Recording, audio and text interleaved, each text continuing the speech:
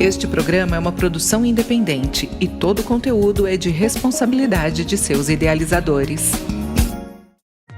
Este é o programa Cidades de Fato, um espaço de diálogo, um programa feito para ouvir as vozes da cidade. Vamos conversar com especialistas e a população sobre cidades e soluções, cidades de fato e o seu papel inclusivo e provocador. Um momento da população refletir sobre o seu papel cidadão. Vamos ao episódio de hoje. Olá! Eu sou Giovana Ferreira e esse é o nosso episódio de número 86. O tema do nosso programa de hoje é Meio Ambiente e COP30. Para falar deste relevante tema, hoje está conosco Marcelo Leles. Quero agradecer aos ouvintes pela audiência e dar um alô à nossa equipe Cidade de Fato. Hoje está comigo o professor Basoli. Tudo bem, professor? Tudo bem, Giovana. Hoje um programa de extrema importância, que o Marcelo Leles nos dando um panorama geral aqui, né, do meio ambiente no Tocantins. É muito importante. Nosso convidado de hoje é Marcelo Leles. Olá, Marcelo. Seja muito bem-vindo ao Cidade de Fato. Oi, Giovana, professor Basoli. É uma grande satisfação estar aqui com vocês, né, ter recebido esse convite para a gente falar um pouco sobre meio ambiente, falar um pouco sobre as políticas da Secretaria. Fiquei muito honrado com o convite. Marcelo Leles é empresário e político, com experiência em cargos públicos e gestão de empreendimentos turísticos. Atualmente, exerce a função de secretário estadual do Meio Ambiente e Recursos Hídricos do Estado do Tocantins. O tema de hoje será para debatermos temáticas relacionadas à dinâmica ambiental tocantinense, para que o ouvinte possa entender a relevância desse tema e como ele influencia as cidades. Marcelo, mais uma vez, obrigada pela presença. Para começarmos nosso programa de hoje, contextualizando o ouvinte, te peço para que nos traga um panorama da atuação da Secretaria, que hoje você está à frente, a Secretaria Estadual do Meio Ambiente e Recursos Hídricos do Estado do Tocantins. Olha, a Secretaria de Meio Ambiente e Recursos Hídricos, ela é a responsável pela política ambiental do Estado, né? A gente pensa a política ambiental do Estado, Naturatins executa a política ambiental do Estado. E eu penso que é um momento muito rico da vida, né, da história da Secretaria e da política ambiental como um todo, né? A gente vê que a nível nacional, né, a nível do governo central, existe um momento em que o meio ambiente voltou a ser protagonista. Aqui no Estado, o governador Wanderlei Barbosa também tem dado uma atenção muito especial, diferenciada à questão ambiental, né? E ter sido convidado há 8 meses, entrei na Secretaria no início do mês de março, para essa missão tem me feito muito feliz. Eu estou muito feliz à frente da Secretaria, porque entendo esse momento como um momento muito rico, como disse. É uma secretaria estruturada, uma secretaria com políticas bem definidas, né? Já existe um trabalho feito ao longo dos últimos 20 anos. Hoje, coincidentemente, a gente passou a parte da manhã toda no primeiro workshop de governança e integridade da SEMAR. E dentro de tudo que foi exposto, né, nós tratamos hoje do regimento interno, das nossas condutas éticas, dos fluxos da Secretaria, das portarias que regulamentam os serviços, né? Então foi um workshop interno. E dentro de tudo que a gente fez hoje de manhã, e foi algo muito inovador e ousado, é a primeira Secretaria do Estado a apresentar o seu plano de governança e integridade, foi a SEMAR. A gente também recuperou a história da Secretaria. Então, fizemos questão de convidar todos os ex-gestores para participarem, porque é um trabalho que vem sendo desenvolvendo ao longo dos últimos 20 anos. Então, ela tem as suas áreas de atuação bem definidas. Temos a Diretoria de Educação Ambiental com projetos importantíssimos, como projetos que já são projetos de Estado, como o projeto Foco no Fogo, que já vai para o seu 4º ano, um grande projeto de educação ambiental, de conscientização e de fiscalização contra as queimadas ilegais. o Praia Consciente. Na área de educação ambiental, eu citaria o Foco no Fogo e o Praia Consciente. O Praia Consciente leva a educação ambiental para as praias no período de julho, também com muito impacto. Na área de resíduos sólidos, a gente estava muito atrasado. Essa é uma diretoria, é uma área que, infelizmente, quando eu cheguei, ela estava praticamente parada, né? Não há avanços na política de resíduos sólidos do Estado, avanços consistentes. E a gente fez uma reformulação e agora, no dia 6, estamos indo ali para a região de Almas. Existe um consórcio intermunicipal na bacia do Manel Alves, e a mineradora que está instalada em Almas precisa, na sua compensação ambiental, investir nessa área de resíduos sólidos, e a gente está juntando os esforços e devemos ter ali um projeto piloto, né? O primeiro consórcio intermunicipal de municípios que vai, junto com o Estado, construir o aterro sanitário e fechar, lacrar os lixões, né? Porque todas aquelas cidades são atendidas por lixões. Então, a gente quer eliminá-los e quer estabelecer o projeto piloto com a construção do primeiro aterro sanitário consorciado entre aqueles municípios. Então, a gente está avançando na política de resíduos sólidos. Estamos usando como exemplo o que aconteceu em Pernambuco. Pernambuco, há 10 anos atrás, apresentou um projeto chamado Pernambuco Lixão Zero, e 10 anos depois, agora, eles erradicaram os lixões no estado de Pernambuco. É tudo aterro, tudo consorciado. Então, a gente está seguindo meio o exemplo de Pernambuco e avançando nessa política. Na área da diretoria de políticas públicas contra o desmatamento e biodiversidade da Cristiane, estamos em um momento de muita discussão, porque o desmatamento tem aumentado no estado. Desmatamento. Então, a Giovana quer fazer uma pergunta para você sobre desmatamento. O que você trouxe para nós aí sobre desmatamento, Giovana? Então, nesse recorte, né, tendo em vista que o Tocantins apresenta dados alarmantes de devastação do cerrado, como, por exemplo, um do INPE, o Instituto Nacional de Pesquisas Espaciais, que eu trouxe aqui, que diz que nos 5 primeiros meses deste ano, de 2023, foram registrados 3.532 quilômetros quadrados de destruição do cerrado, 35% a mais do que foi visto no mesmo período no ano passado. Nessa seara, eu queria que você nos dissesse ao ouvinte, quais estão sendo as medidas adotadas pela Secretaria no sentido de combate e reversão desse quadro? Como eu estava dizendo, essa é uma diretoria também bem estabelecida, a Cristiane Pérez é a diretora, e o primeiro ponto que nós estamos muito focados é nos dados, né? Porque se você hoje pegar os dados nacionais que norteiam o Estado hoje, você vai ter discrepâncias claras. Você tem, por exemplo, o MEPiomas apresenta um número, o Brasil Mais apresenta outro número, né? O DETER, outro número. Então, são várias informações que chegam e o Estado, infelizmente, ainda não detém claramente essas informações. Então, o primeiro desafio nós precisamos de ter dados do Estado, né, dados confiáveis para a gente analisar tudo isso. Essa semana eu estive no Ministério Público Estadual com o Dr. Brantes. Dr. Brantes, que é o promotor da área de meio ambiente. O Ministério Público tem um trabalho forte nessa área e nós vamos ter, a partir de agora, né, a partir do dia 18 de novembro, teremos um evento e iniciaremos uma parceria para que nós possamos usar os números do Ministério Público também e, no meu entendimento, basear a nossa política nos números do Ministério Público, porque não tem como se basear nos dados nacionais, como eu disse, porque eles são diferentes. Todos são dados muito confiáveis, mas eles oscilam, eles não conversam, cada um é um dado. Então, esse é um ponto. Primeiro, o Tocantins tem que ter a sua base de dados confiável, mas todos os nossos estudos internos apontam para o seguinte, Giovana. Desse total de desmatamento, seja esse número, seja os outros números, mais ou menos, aproximadamente, 66% da área desmatada, ela tem autorização legal. E 34% não tem autorização legal. 34% desmatamento ilegal. 66% desmatamento legal. Esses são os dados do Tocantins. O desmatamento legal, ele é amparado pelo Código Florestal Brasileiro.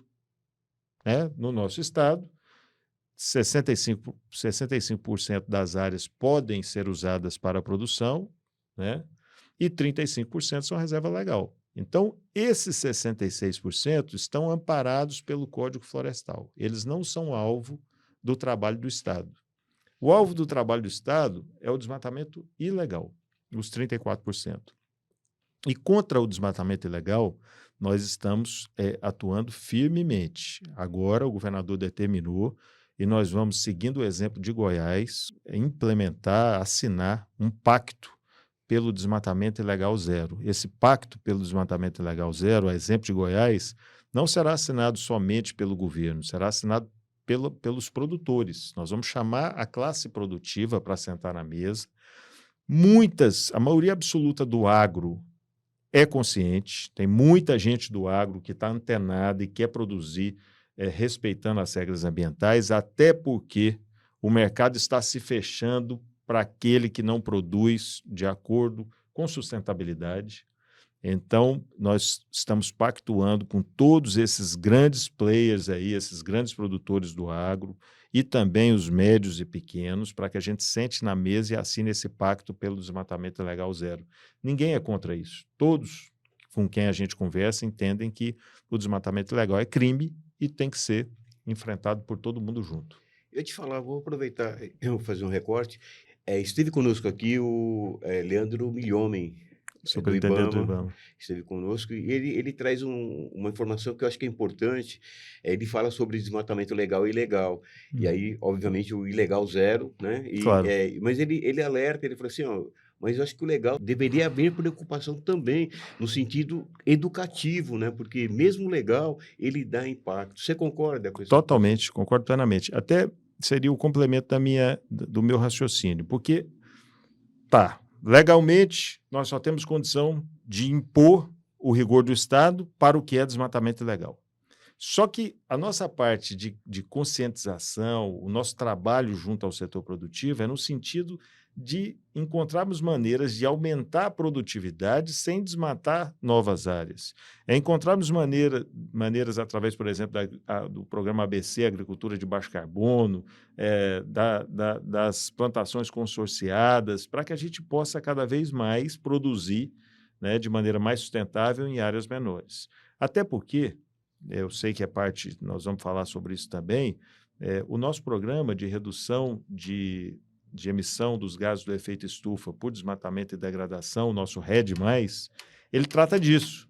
Ele trata, assim, de nós enfrentarmos diretamente o desmatamento ilegal, mas ele trata de nós encontrarmos mecanismos para diminuirmos também o desmatamento legal.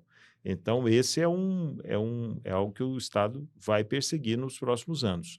Mas eu sempre tomo muito cuidado para falar disso, porque eu não quero alarmar o setor produtivo. O governador tem sido muito claro em reconhecer o papel do agro no Estado. Eu penso que não há como a gente não reconhecer a importância do agro no Estado do Tocantins. O agro é uma mola de desenvolvimento, o agro gera divisas importantíssimas, é a principal mola de desenvolvimento do Tocantins, né? E a gente tem chamado, e a premissa do programa de carbono, do programa de RED, é chamar o setor produtivo para a mesa. E nós estamos chamando o agro para a mesa para nós discutirmos saídas para reduzirmos o desmatamento. Ilegal de maneira clara e legal também com esse trabalho em conjunto, pensando em soluções inovadoras.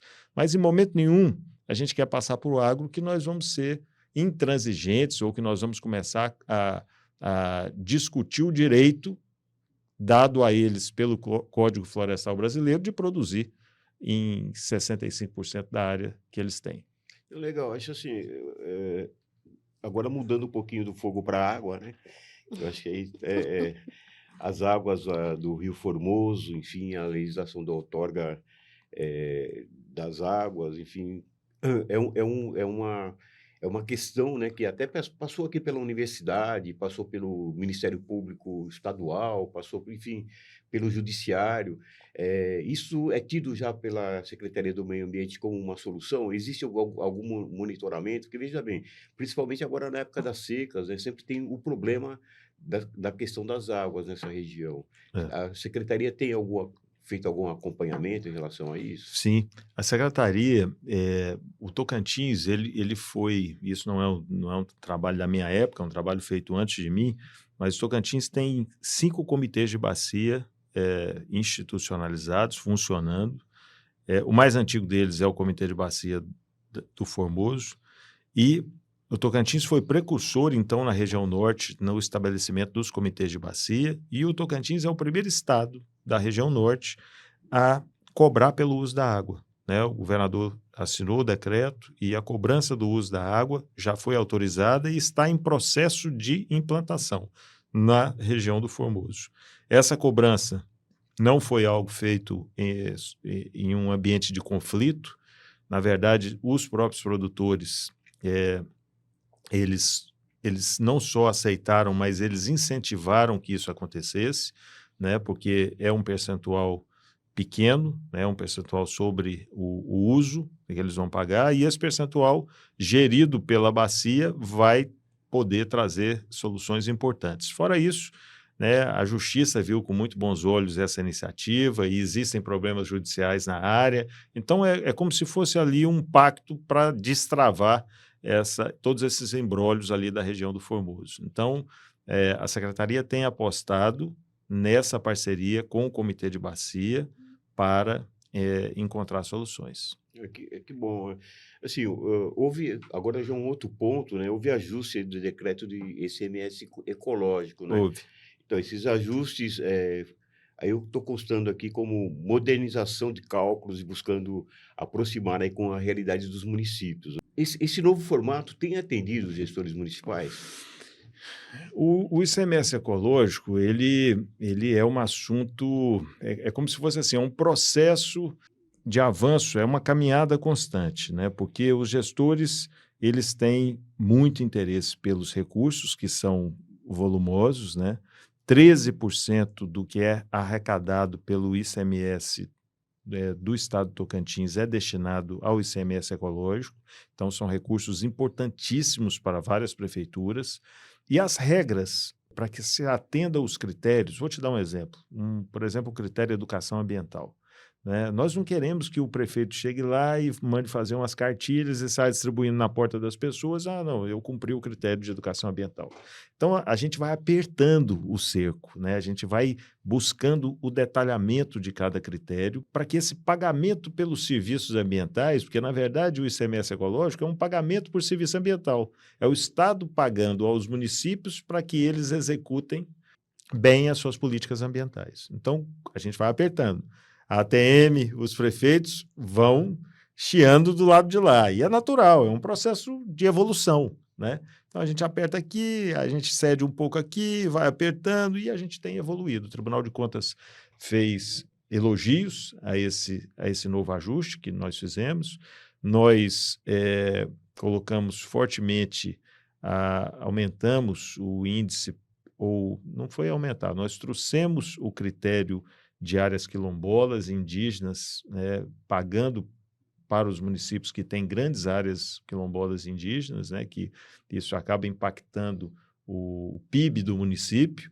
Então, é justo, no nosso entendimento, que eles sejam ressarcidos via ICMS ecológico por manterem essas grandes áreas e conviverem bem com essas comunidades. Então, estamos avançando, mas o processo de avanço é mais ou menos como eu lhe disse, é esse jogo de puxa, de encolhe, mas sempre caminhando para frente, sempre endurecendo os critérios para que as políticas sejam cada vez mais reais, mais consistentes. Aí uma curiosidade, a secretaria ela está atualmente na vice-presidência, né, da Associação Brasileira de Entidades Estaduais do Meio Ambiente. Qual o papel dela? Enfim, é interessante porque, inclusive, isso é pouco comentado publicamente, né? Então, eu destaquei isso. É muito bacana, essa pergunta é extraordinária, porque a ABEMA, Associação Brasileira de Entidades de Meio Ambiente, é um órgão muito forte, né? É um órgão muito estruturado. A Maureen, que é a secretária do Mato Grosso, é a presidente, é uma mulher extremamente inteligente, extremamente articulada, então a ABEMA está muito forte.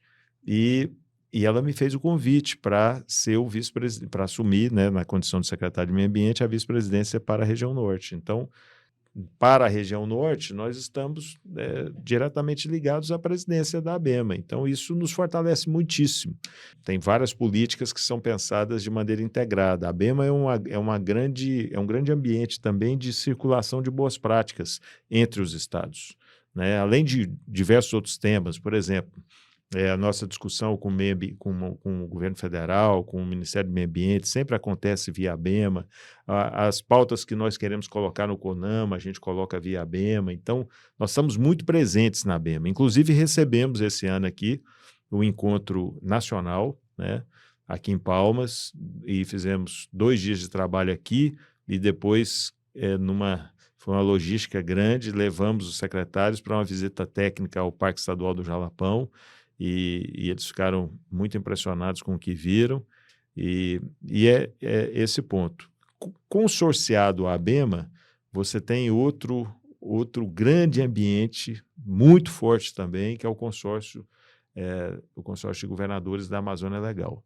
E o Tocantins também, né, por ser um dos 9 estados da Amazônia Legal, a gente está sentado no consórcio. O governador dificilmente falta a alguma reunião do consórcio. Agora, dia 8, 9 e 10, estaremos em Manaus, e o governador Helder Barbalho preside o consórcio, né, até porque a COP se aproxima e ele, né, sabiamente, ele protagoniza muito dessa pauta ambiental, mas divide com os outros governadores, especialmente com o governador Vanderlei Barbosa, que tem se destacado, especialmente pelo projeto de carbono, e é outro, como eu disse, outro grande ambiente. O Tocantins, muito de suas políticas nascem e são assim implementadas via o consórcio da Amazônia Legal. Então, vamos puxar então aqui o tema aqui, né? A RED+, né? Programa Redução de Emissões Provenientes de Desmatamento e Degradação Florestal. Um pouco, né, dessa proposta, enfim, o assunto no qual aí você é autoridade aqui.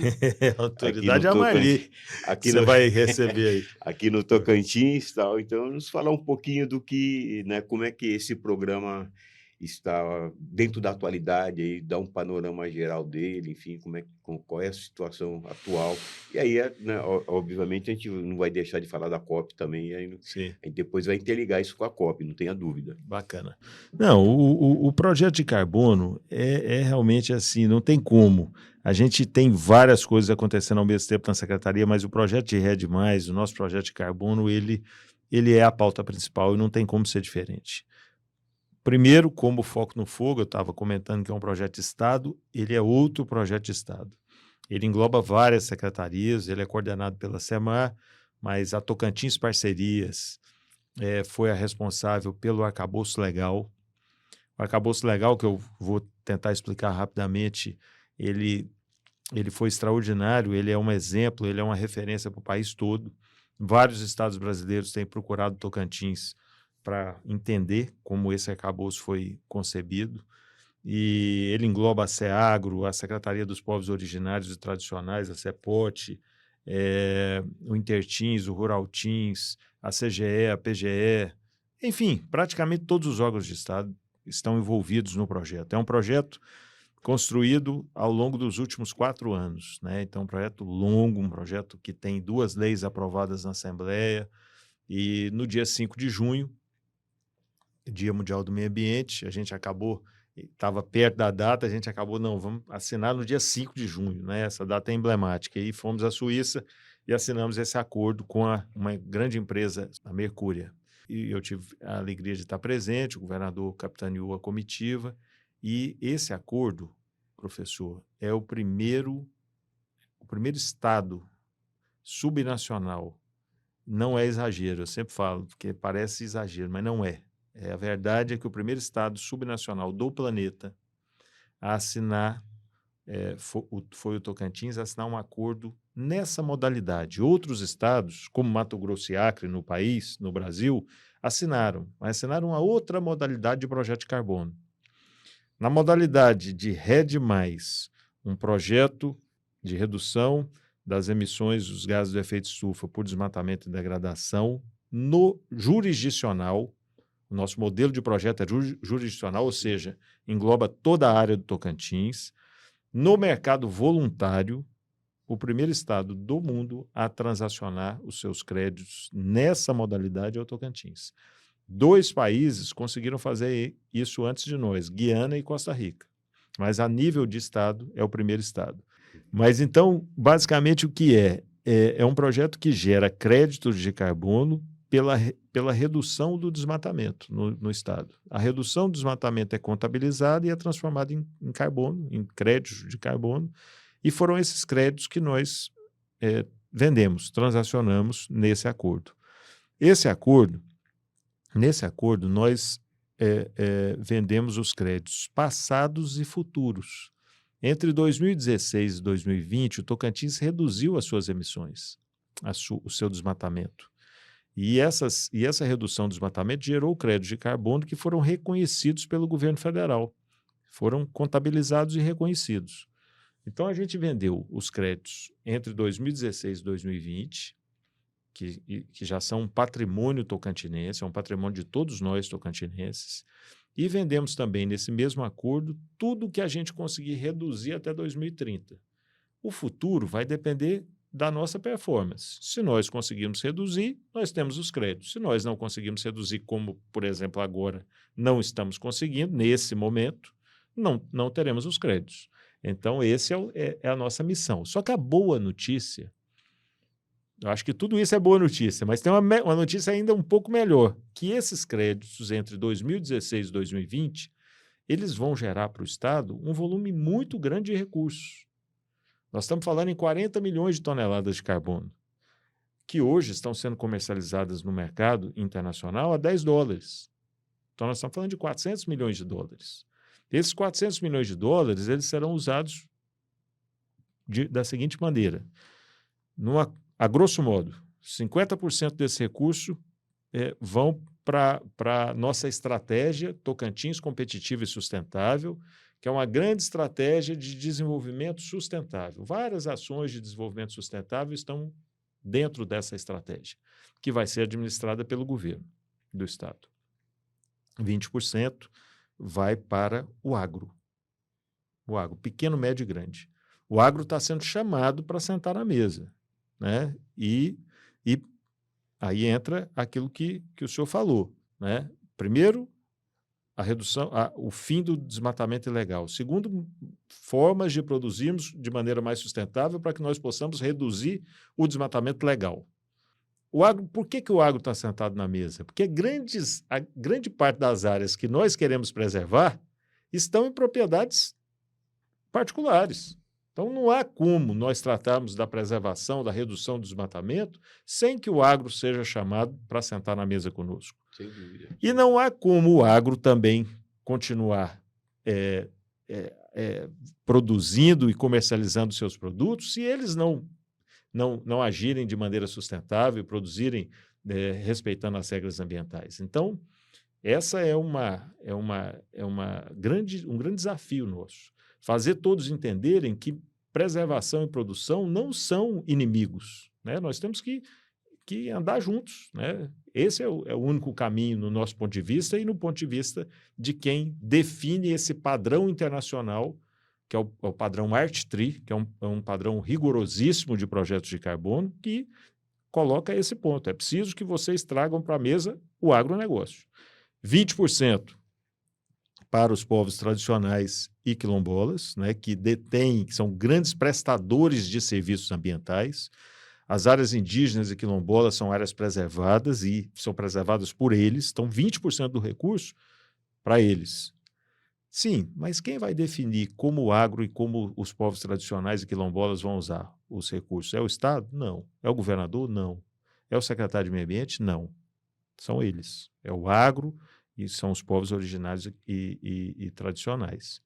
A semana passada nós fizemos o primeiro fórum RED+, para os povos originários e tradicionais do Tocantins.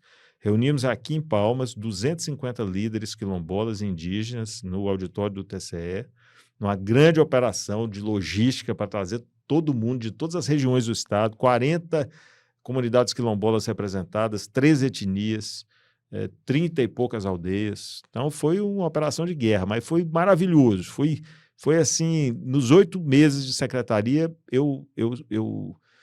e foi logo depois que nós encontramos aqui na UFT, na Unitins, ali naquele evento. Foi naquele dia. E para mim foi um dia extraordinário, porque foi o dia a ação mais bonita que eu vivenciei nesses 8 meses. Escutar os líderes indígenas e quilombolas falarem da relação que eles têm com a natureza foi algo mágico. É impressionante como é diferente, como a gente enxerga e como eles enxergam essa relação. Então assim, e por fim, na repartição dos benefícios, como eu lhe falei, 50% desenvolvimento sustentável, 20% agro, 20% povos tradicionais quilombolas e 10% para as unidades de conservação do Estado. Então, é assim que os recursos serão utilizados. Então, o Marcelo já deu uma introduzida bem interessante para a gente sobre a alocação dos recursos, e eu queria saber, de uma forma mais precisa, como vão funcionar esses impactos a serem trazidos aos povos tradicionais, aos povos originários e aos agricultores familiares. Tendo em vista que, em entrevista à coluna do Kleber Toledo, se afirmou, né, que haveria um impacto muito grande na vida dessa parcela da população que é muito significativa aqui no Tocantins. É como eu lhe disse, os recursos são volumosos. Então, quando você fala em algo em torno de 20% desse montante total, você está falando em muito dinheiro, muitos recursos. E eu afirmo que o impacto será relevante, por quê? Porque quem vai definir como vai usar esses recursos são os próprios povos quilombolas e indígenas e agricultores familiares, ribeirinhos, extrativistas, lá no Bico do Papagaio. São eles que vão definir. Então, nesse fórum, ficou estabelecido o calendário de oficinas. Serão mais ou menos 50 oficinas que nós faremos no estado todo. Vai ser um trabalho gigante que nós vamos fazer. Mas nós não vamos nos negar a isso, porque queremos que eles nos digam, olha, os nossos recursos nós queremos usar aqui, para isso, para aquilo. Então, quando você quando você imagina a quantidade de recursos que estarão disponíveis para esses povos e que eles próprios, orientados por nós, nós vamos levar toda uma metodologia para ouvi-los, de acordo com o que o padrão ArtTree define, né? Existe toda uma metodologia, não é chegar e o que vocês querem? Não, é toda uma metodologia, tudo tem que ser gravado, tudo tem que ser feito com maior, tem um monte de critérios. Então, quando a gente imagina a quantidade de recursos e que eles é que vão definir como vão usá-los, naturalmente a gente conclui que o impacto positivo na vida deles será muito forte, muito interessante. Tem muita gente, até a gente sentiu isso no fórum, que já está colocando assim, como se o RED fosse a solução de todos os problemas. Aí a gente está tomando cuidado com isso. Não será a solução de todos os problemas, mesmo porque o RED não tira a responsabilidade do Estado de continuar executando as políticas públicas. Muitos quilombolas chegaram e falaram, olha, peraí, como é que é isso? Então nós vamos aqui ter o dinheiro do RED e aí o Estado vai esquecer a gente. Quem vai resolver nossa vida vai ser o programa de carbono. Não é isso. O programa de carbono é um complemento, um forte complemento mas ele não é a solução de todos os problemas e ele não isenta o Estado de todas as políticas públicas que são de responsabilidade do Estado. Ele é um extra, ele é algo a mais, que chega e que, no nosso ponto de vista, vai realmente impactar muito positivamente essas comunidades. Eu vou fazer um resgate da COP30, você já deu um spoiler aí, inclusive vai estar agora com o Jaber Barbalho, tá? Enfim, o que a gente vê é Belém já se estruturando e concentrando aí, né, todas as informações relacionadas à COP30. O que eu tenho discutido, debatido aqui dentro da universidade, chamando a atenção da necessidade dos estados que compõem a Amazônia Legal de fazer a lição de casa, né? Eu não vejo de maneira unilateral, só o Estado, né, enquanto ente vai lá e representa. Eu acho que tem que ser ampliado. Aí está a universidade, a sociedade civil organizada, enfim. E aí a gente é perceptível. Eu até coloquei, nós estamos oferecendo gratuitamente cursos da Agenda 2030, falando de COP, fazendo eventos sobre COP, trazendo pessoas da ONU Habitat para cá, para fazer essa interligação. Até porque há necessidade da internacionalização da questão da Agenda 2030, dos ODS, que não chegou ainda, não chegou no país de maneira geral, e aqui na nossa região, muito menos.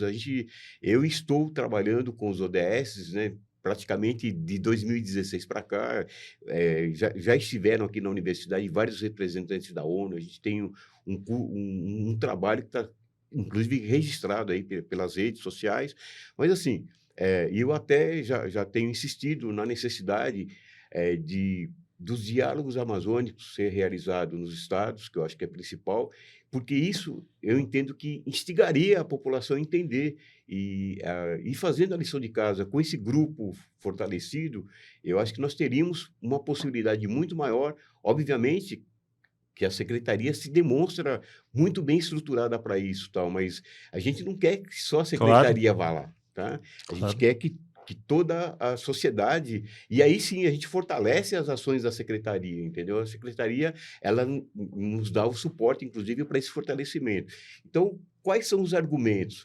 A Eco 92, né, que termina nos trazendo a expertise e nos leva para o mundo, e nos dá um protagonismo nacional daquela época para cá. Obviamente, houve aí vários momentos de altos e baixos, tal, mas agora você mesmo, agora no início da nossa conversa, falou, nós estamos fortalecidos, tanto no Estado como na federação, né, com a Marina, enfim, nós temos hoje uma discussão com a possibilidade de avançar significativamente pelo posicionamento do governo federal nesse sentido. E é perceptível também, né? É uma coisa necessária, inclusive, né? Senão, é o que eu estou fazendo uns recortes, né, em relação ao agro, se eu não fizer, eu vou perder mercado, enfim. E o Estado, eu acho que tem que pensar também nesse protagonismo, né? Então, a questão das reuniões preparatórias, a questão dos diálogos amazônicos, e de sair uma carta, né, daqui do Estado, né, se posicionando em relação à questão da COP30, e nós temos um tempo ainda para fazer isso, eu acho que é primordial. E, né, gostaria de ouvir uma opinião sua em relação a essa questão, que eu acho que é de extrema importância para o nosso Estado.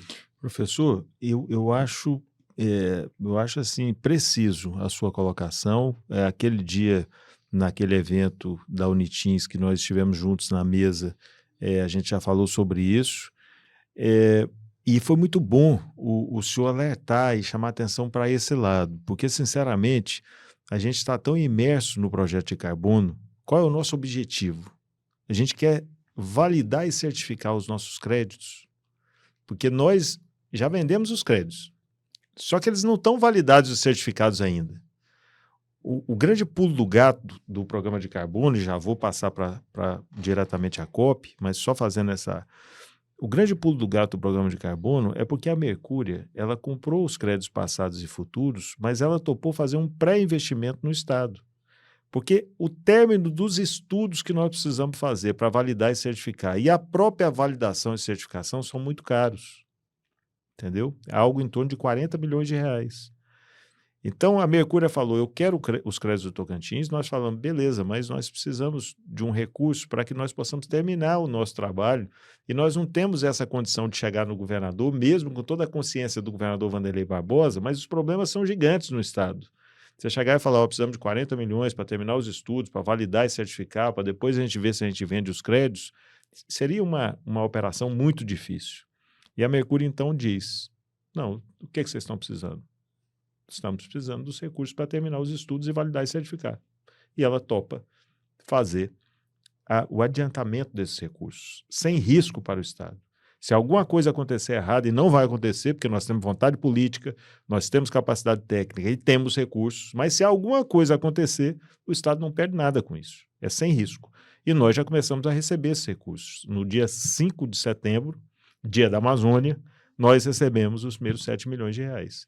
Então, é pouco, é um início, mas aquele momento consolida o projeto.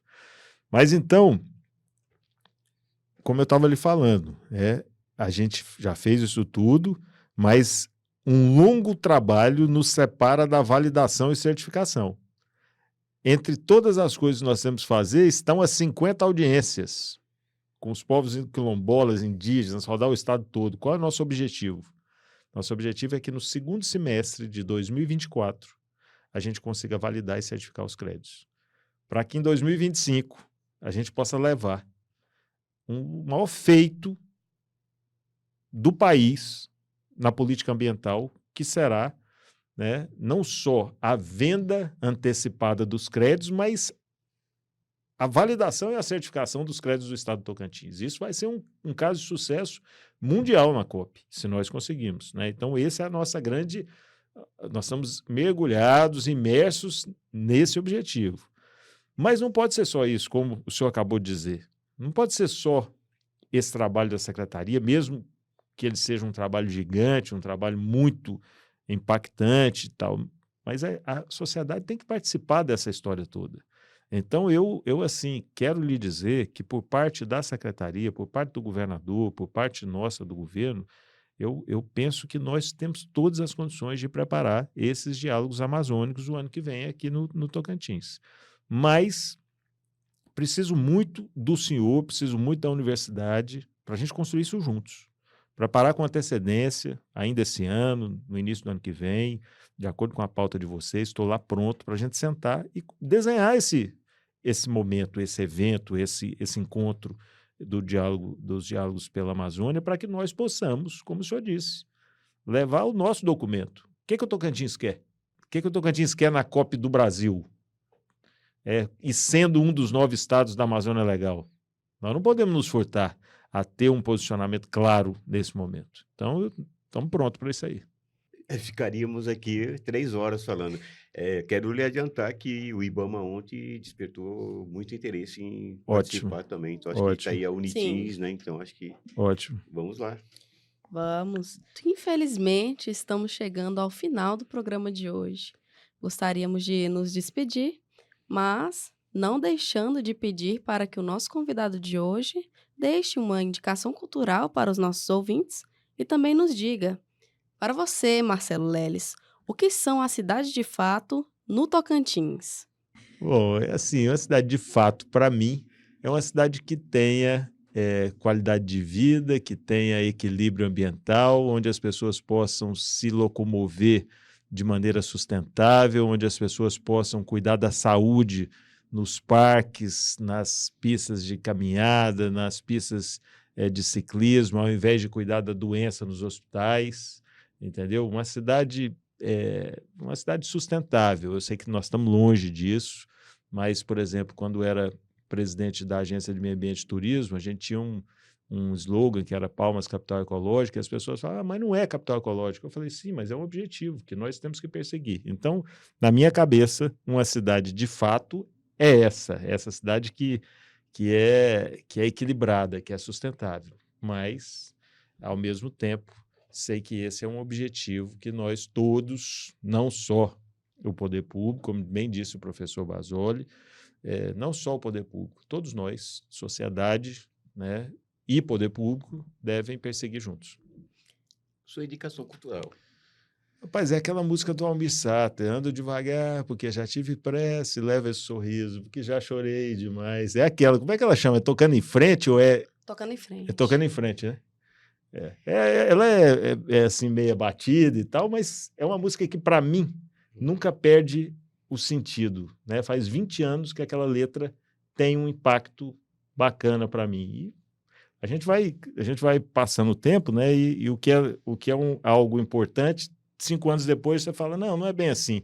Mas aquela música continua atual para mim até hoje. Professor Basoli, queria saber o que você achou do programa de hoje. Excelente. Acho que a discussão do meio ambiente, nós estamos agora, nos últimos programas, discutindo o meio ambiente. E eu acho que é de suma importância. E aos nossos ouvintes, todas as segundas-feiras aqui, né, na UFT-FM. Muito obrigada. Nós é que agradecemos, eu que agradeço, foi excelente.